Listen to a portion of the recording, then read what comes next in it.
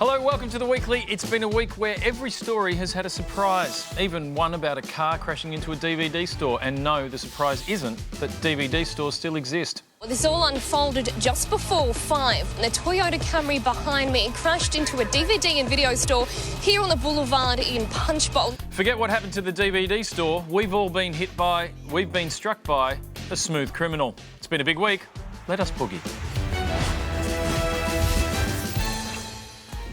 Recently, Channel 9's flagship current affairs program 60 Minutes hasn't exactly blown the lid off the big stories. I mean, yes, it exposed Kyle Sandilands as a massive pranker and Pete Evans as an activated nutjob. It wasn't an accident, okay? So when I saw this promo for this week's 60 Minutes, I was intrigued. This Sunday night, a major investigation. 1 year in the making. Explosive evidence of shocking misconduct. A bombshell is set to go off.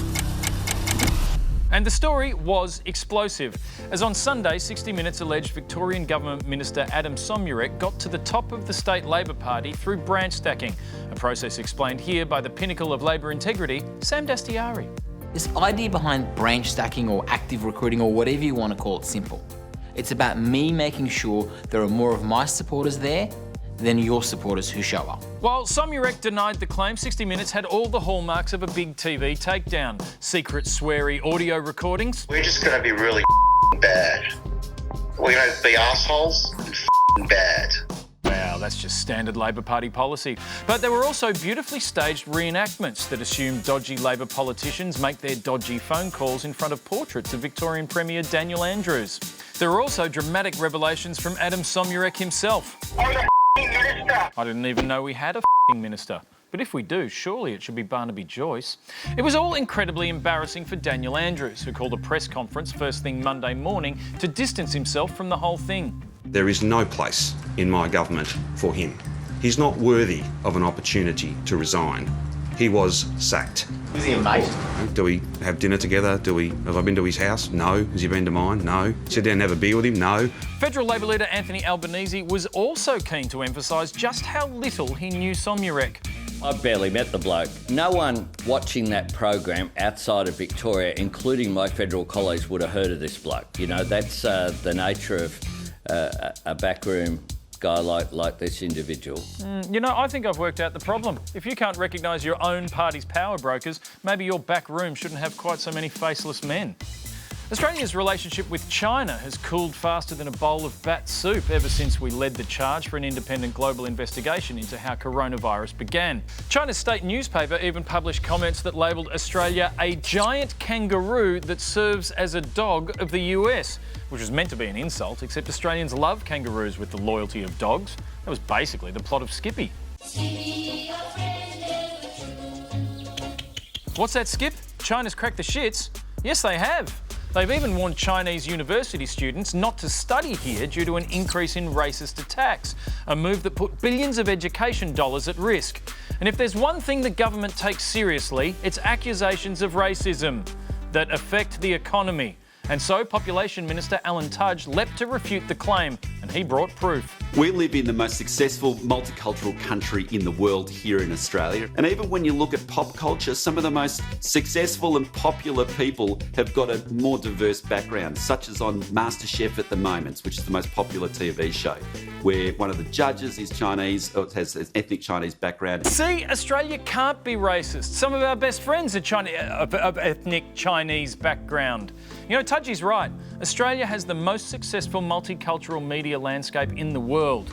Well, not Channel 7, obviously, which was threatened with legal action this week for racial vilification, but that's just Brekkie TV, yeah? At least we still have our beloved comedy shows. Netflix has taken down 4 shows from Australian comedian Chris Lilly. The programs controversially included a fictional African-American rapper, which Lilly donned blackface for, along with depictions of young Tongan school kids and several Asian characters, all played by Chris Lilly. Now, you can say what you like about Chris Lilly. That is a diverse range of blackface. But the main game these days is reality TV. We have much more diversity there. Big Brother just started, and it has 4, count them, 4 non-white people. How did they go in, say, the first few days? Laura you have been evicted. Alan, you have been evicted. Subong, you have been evicted. So the Big Brother house still has one, count them, one non-white person. Thank you, Jesus. I just hope that's not Chris Lilly in disguise. On Monday, press freedom in the Philippines took a hit when two journalists were found guilty of cyber libel. Prominent journalist Maria Ressa has been convicted of so-called cyber libel. It is a case she and press freedom groups have described as politically motivated persecution and prosecution by the Duterte government. So what is cyber libel? It's not just a fun tongue twister, although it is, cyber libel. It's also a Filipino law, cyber libel, that came into effect in 2012 and could be a significant threat to free speech as we know it, which isn't fun. Cyber libel, cyber libel, cyber libel. Cyber libel laws can apply jail sentences for online defamation, which is particularly dangerous in the hands of Duterte, who has targeted things written before the law even existed, as was the case for high-profile Philippine-American journalist Maria Ressa. In 2012, the news site Rappler published this story that alleged a local businessman had links to illegal drugs and human trafficking. Then in 2014, they noticed a typo in the story and changed the misspelled word evasion to evasion. And what followed was a massive evasion of justice. Cyber libel laws were not in place until many years later, and it was only because that article was republished because of a typo that the law went after her. Essentially because someone in Rappler changed a typo, fixed a misspelling, we are now sentenced to jail. Sentenced to jail. The simple act of fixing the typo allowed Duterte to consider the article published after and in violation of the cyber libel laws, which is why I never fix any of my mixtapes. Mistakes.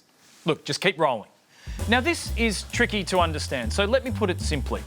If Ressa is found liable at trial for cyber libel, despite her denial and swearing on a Bible, her rivals would be unbridled in the use of cyber libel to stifle the news cycle so sites just can't go viral. In short, Duterte's doing dirty but is determined to see writers facing rifles, or at least deterred from damning Duterte, which is what makes a cyber libel trial so frightful. Yes! Got it. I mean, it's a very scary situation. Yes. Also this week, vandalism of Captain Cook statues triggered a debate about how we represent our history, and it wasn't just Cook in the firing line. Police at Ballarat in Victoria are searching for vandals who've defaced statues of two former Prime Ministers. The bronze busts of John Howard and Tony Abbott have been sprayed with vile messages. That was actually educational for me, since I didn't know that Howard and Abbott had bronze busts. I was always looking at their eyes. For safety, the statues had to be covered in bin bags and wrapped in duct tape, or as this Channel 10 reporter put it, well, the two targeted bronze statues look more like mummies tonight. If that's what you think mummies look like, we really are forgetting history. But one man who remembers his history is Wayne Swan, who told the story of Captain Cook beautifully. You know, when I was at school, we used to sing a ditty. Captain Cook chased a chook right around Australia. He lost his pants when he was in France and found them in Tasmania. Look, things change. Yeah, things do change. You used to be treasurer and now you're singing demented nursery rhymes on the Today Show. Finally, in a week where every news story seemed to divide us, there was one piece of desperately needed good news. It was the story of William Callahan, a teen with autism who got lost in the bush on Victoria's Mount Disappointment, and a community which set out to find him. This was an army, 450 men and women determined to find one little boy. Corbin Mundy came with his horses, and Julie Cowan had her dogs. One dog is equal to 40 human searches. Yeah, take that, human searchers, with your dry, useless noses.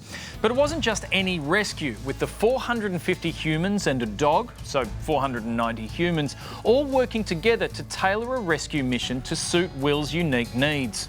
Shouting was out of the question. He hates loud noises. Instead, the teenager's favourite songs from Thomas the Tank Engine were played over a loudspeaker.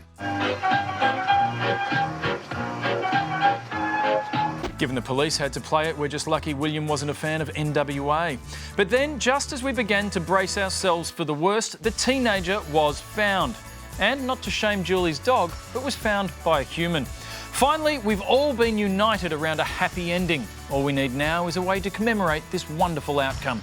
There are calls this morning as well to rename Mount Disappointment in honour of William. Mount Disappointment should be renamed after the hero bushwalker who found it. Mount Disappointment should be renamed Mount Callaghan. Yes. That's it. Perhaps Mount Hope, perhaps Mount Relief, perhaps even Mount William. Oh, great. We're divided again. You know, they should call that place Mount Disappointment. And that's the week.